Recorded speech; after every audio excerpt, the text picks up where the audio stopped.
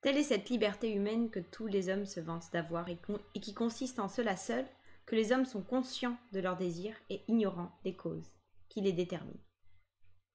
Cette définition de la liberté par Spinoza dans sa correspondance Lettre à Schüler de 1674 renvoie la liberté humaine à une pure illusion. En effet, pour Spinoza, la vision classique du libre arbitre, telle qu'elle avait été présentée par exemple par Descartes, qui consiste en une réflexion qui pèse le pour et le contre par l'entendement, et qui ensuite, en fonction de cette réflexion, déclenche une action de la volonté, d'un côté ou de l'autre. Pour Spinoza, cette conception du libre arbitre est purement illusoire. En effet, il affirme, je cite, que l'homme n'est pas un empire dans un empire, c'est-à-dire qu'il n'est pas un îlot de liberté au sein d'un ensemble de relations, de nécessités, qui sont celles qui gouvernent la nature. L'homme n'est qu'un élément de la nature parmi d'autres.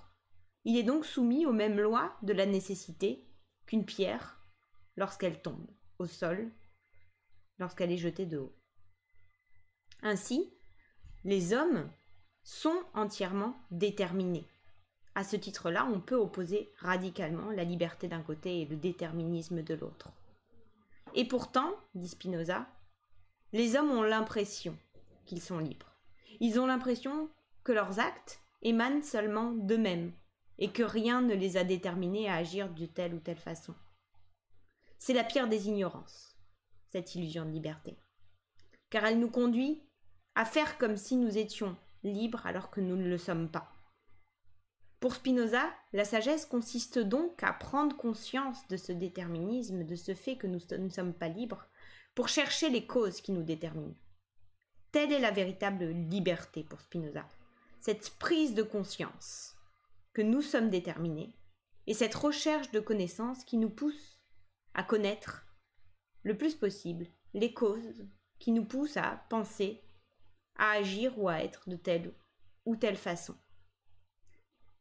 La pensée de Spinoza est une véritable pensée de la liberté, comme émancipation et comme liberté dans la connaissance.